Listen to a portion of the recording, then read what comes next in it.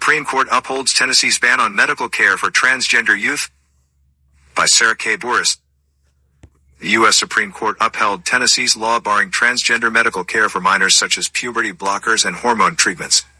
SCOTUS blog explained that in the 119-page decision, the court argued that the law is not subject to heightened scrutiny under the Equal Protection Clause and satisfies rational basis review.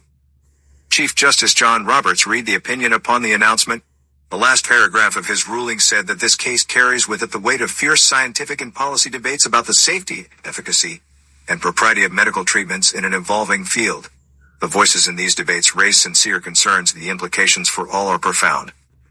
Roberts said that the court's role is only to ensure that the law does not violate the Equal Protection Clause. Having concluded that it does not, we leave questions regarding its policy to the people, their elected representatives, and the democratic process. Elena Kagan wrote a separate dissent echoing some of the concerns Roberts had. In the full dissent, Justice Sonia Sotomayor argued that Tennessee's bill, SB 1, warrants heightened judicial scrutiny.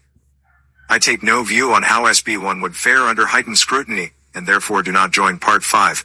The record evidence here is extensive, complex, and disputed, and the Court of Appeals, because it applied only rational basis review, never addressed the relevant issues, she wrote. The majority subjects a law that plainly discriminates on the basis of sex to mere rational basis review.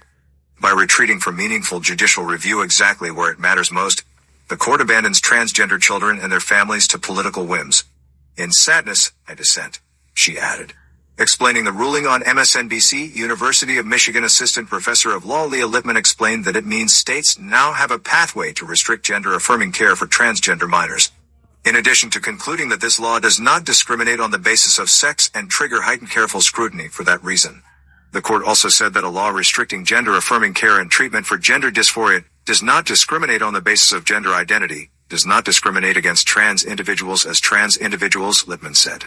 She noted that portion of the law alarmed her because in order to reach it, the court had to rely on some very outdated equal protection cases that said, state laws that discriminate against pregnant individuals don't discriminate on the basis of sex because even though the group harmed includes only women in that case, and here includes only transgender individuals, the group of individuals who can still obtain gender-affirming care for other reasons, like the congenital diseases that Lisa Rubin mentioned, includes both trans and non-trans individuals.